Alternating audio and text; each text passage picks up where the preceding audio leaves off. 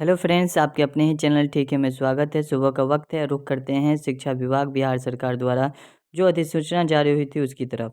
ये अधिसूचना स्वास्थ्य अनुदेशक वालों के लिए ज़्यादा इम्पोर्टेंट है, उनके लिए ही बताई गई है। क्या कुछ है आइए देखते हैं। साथ ही साथ STT 2019 वाले जो भी कैंडिडेट हैं, अगर वो भी ध्यान देते हैं तो कहीं ना कहीं उनके भी लिए ये महत्वपूर्ण साबित होगी। क्या कुछ है यहाँ पे आप देख सकते हैं। यहाँ पे स्पष्ट रूप में लिखा हुआ है कि तत्कालीन प्रवृत्ति बिहार पंचायत प्रारंभिक शिक्षक नियमावली 2012 एवं बिहार नगर निकाय प्रारंभिक शिक्षक नियमावली 2012 संप्रीत क्रमशः बिहार पंचायत प्रारंभिक विद्यालय सेवा नियुक्ति प्रोन्नति हस्तांतरण अनुशासनिक कार्रवाई एवं सेवा शर्त नियमावली 2020 एवं बिहार नगर प्रारंभिक विद्यालय सेवा नियमावली 2020 के रूप में प्रभावी है। में यह प्रावधानित है कि मध्य विद्यालय में शारीरिक शिक्षा, जी हाँ, शारीरिक शिक्षा एवं स्वास्थ्य अनुदेशक की नियुक्ति की जाएगी। पिछले दिनों भी अखबारों में ये खबर आई थी कि शारीरिक शिक्षा एवं स्वास्थ्य अनुदेशक की नियुक्ति की जाएगी। और साथ ही साथ जो हमारे अपर मुख्य सचिव हैं, उन्होंने तमाम मीडिया के चैनलों पर भी यह बात कही थी और अधिसूचना देखने को मिल रही है। उक्त नियमावली में शारीरिक शिक्षा एवं स्वास्थ्य अनुदेशक के संबंध में नियुक्ति हेतु नियुक्ति प्राधिकार, अनुशासनिक प्राधिकार नियुक्ति हेतु अर्हता, सेवा संबंधी शर्तें, हस्तांतरण, अनुशासनिक कार्रवाई एवं अवकाश के प्रावधान एवं किए गए हैं। इसमें यह भी प्रावधानित है कि अनुदेशक के पदों पर नियुक्ति की प्रक्रिया संबंधी दिशा निर्देश प्रशासनिक विभाग द्वारा अलग अलग की जाएगी। तो ये आप इम्पोर्टेंट बात जो है उनको पढ़ लेते हैं। दूसरे नंबर पे देखिएगा कि इस नियमावली में निहित प्रावधान के अनुरूप बिहार विद्यालय परीक्षा समिति तथा राज्य शिक्षा एवं प्रशिक्षण परिषद के संयुक्त तत्वावधान में शारीरिक शिक्षा यानी PT टीचर और स्वास्थ्य अनुदेशक के पद पर नियुक्ति हेतु योग्यता परीक्षा का आयोजन दिसंबर 2019 में किया गया था। आपको बताते चलो STT 2019 के साथ ही इसके भी एग्जाम ली गई थी। इस योग्यता परीक्षा में 3523 अभ्यर्थी सफल घोषित किए गए हैं। अब इनकी नियुक्ति की बारी आती है। विभागीय स्वीकृति देश संख्या इतना दिनांक 22/2021 के अंतर्गत 8,000 प्रतिमाह की दर से नियत वेतन, वार्षिक वेतन वृद्धि सहित 200 रुपया इनका वार्षिक वेतन होगा और इनकी तनख्वाह 8,000 रुपया होगी। और साथ ही राज्य के 8,386 राजकृत प्रारंभिक विद्यालयों में तत्काल एक शारीरिक शिक्षक एवं स्वास्थ्य अनुदेशक का पद अर्थात कुल 8,386 पद सृजन करने की स्वीकृति प्रदान की गई है। ये 3,523 अभ्यर्थी की तो नियुक्ति की जानी ही है, साथ ही साथ 8,386 पद पर सृजन करने की स्वीकृति प्रदान की गई है, यानी नए क्रिएटिव हुए हैं पद।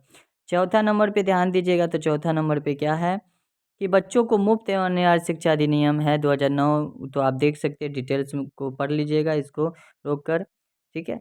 ये आप 5वां नंबर पे देखिए, 5वां नंबर पे क्या कुछ है इम्पोर्टेंट। शारीरिक शिक्षा एवं स्वास्थ्य अनुदेशक का पद अंशकालिक है। अंशकालिक, ये विशुद्ध हिंदी अगर बोले तो टाइम शॉर्ट होगा, इनका पीरियड शॉर्ट होगा, पूरा स्कूल में दिन भर नहीं रहना है।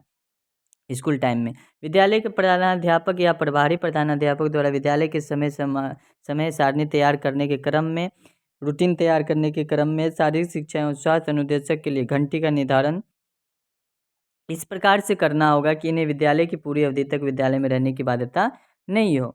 उनका मतलब वो अपना बेल लेकर, अपनी घंटी लेकर वो स्कूल से जा सकते हैं। क्यों? क्योंकि उनके मात्र 8,000 रुपये महीना है, तो वो ज़्यादा समय नहीं दे सकते हैं इसमें, और वो इसके अलावा दूसरा भी आय का स्रोत पर निर्भर रह सकते हैं, कर सकते हैं। इस वजह से उन पर कोई बाध्यता नहीं है कि पूरे विद्यालय में पूरे समय तक रहें। उक्त पृष्ठभूमि में उक्त नियमावली में निहित प्रावधान के आलोक में शारीरिक शिक्षक एवं स्वास्थ्य अनुदेशक के पदों पर नियुक्ति की प्रक्रिया संबंधी कुछ दिशा निर्देश दिए गए हैं। आइए उनको जान लेते हैं, बहुत इंपॉर्टेंट है ये। पहला नंबर पे आप देख सकते हैं कि पंचायती राज, स्वास्थ्य एवं नगर निकाय संस्था अंतर्गत प्रारंभिक विद्यालय में शिक्षक की नियुक्ति में समान प्रशासन विभाग द्वारा निर्धारित आदर्श रोस्टर बिंदु आरक्षण संबंधित प्रावधान प्रभावी होगा। और जो PT टीचर, स्वास्थ्य अनुदेशक के पदों पर नियुक्ति का जो यह प्रथम चरण होगा, इसलिए प्रारंभिक विद्यालय में शिक्षक के पद पर नियुक्ति हेतु पूर्व से निर्धारित आदर्श रोस्टर बिंदु 1 से प्रारंभ होगा। और प्रारंभिक विद्यालय में शिक्षक की नियुक्ति की भांति ही नगर नियोजन इकाई एवं प्रखंड नियोजन इकाई को समेकित करते हुए जिला को आवंटित किया जाएगा। ये इम्पोर्टेंट था। जिला को आवंटित करने के बाद रोस्टर पंजी भी होगा उसमें। दूसरा नंबर पे यहाँ पे दिया गया है कि नियुक्ति हेतु समय सारणी कैलेंडर प्राथमिक शिक्षा निदेशालय द्वारा निर्धारित किया जाएगा। ये अब यहाँ पे इम्पोर्टेंट है, ये तीसरा बिंदु को पढ़ लिया जाए समय न व्यर्थ करते हुए। योग्यता परीक्षा उत्तीर्ण अभ्यर्थी गण के द्वारा विहित प्रपत्र में आवेदन पत्र नियोजित समिति के सदस्य सचिव के स्तर पर हाथों हाथ स्पीड पोस्ट अथवा निबंधित डाक से प्राप्त किया जाएगा।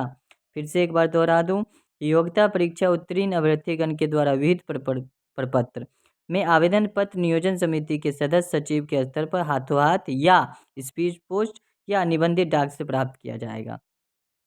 अगला जो पॉइंट है हमारा, यह नियुक्ति मेधा सूची के आधार पर की जाएगी और संबंधित नियोजन इकाई के सदस्य सचिव के द्वारा मेधा सूची का प्रारूप तैयार किया जाएगा। अभ्यर्थीगण द्वारा योग्यता परीक्षा में प्राप्त प्रतिशत अंक को आरोही क्रम में रखते हुए मेधा सूची का प्रारूप तैयार किया जाएगा। योग्यता परीक्षा में प्राप्त प्रतिशत अंक समान रहने की स्थिति में जिनकी जन्म तिथि पहले होगी उन्हें मेधा सूची में ऊपर रखा जाएगा। समान प्रतिशत अंक एवं समान जन्म तिथि, जिनके प्रतिशत अंक भी समान है, जिनके जन्म तिथि भी समान है, उनको अंग्रेजी के शब्दकोश के अनुसार जिस अभ्यर्थी का नाम पहले होगा उसका मेधा सूची में ऊपर स्थान निर्धारित किया जाएगा। मान लीजिए कि मेरा नाम ए से है और आपका नाम बी से है, मेरा भी परसेंटेज 70 है, आपका भी 70 है, लेकिन आपका भी जन्म जो है वो भी मेरा जन्म तिथि है, तो मुझे प्राथमिकता दी जाएगी। ये कहने का मतलब ये है। और आप इस बिंदु को गौर कीजिएगा तो यहाँ पे कहा गया है कि योग्यता परीक्षा में प्राप्त प्रतिशत अंक को अवरोही क्रम में रखते हुए मेधा सूची का प्रारूप तैयार किया जाएगा। कहने का अगर अर्थ समझिएगा, क्योंकि STT 2019 के साथ ये परीक्षा ली गई थी, तो हो सकता है संभावना ये भी कि STT 2019 में जो आपका होगा वो कहीं न कहीं मेरिट लिस्ट को ही कहीं न कहीं हो सकता है कि प्रावधान दिया जाए, प्राथमिकता दी जाए। बाकी तो बात इसी पर केस चल रही है।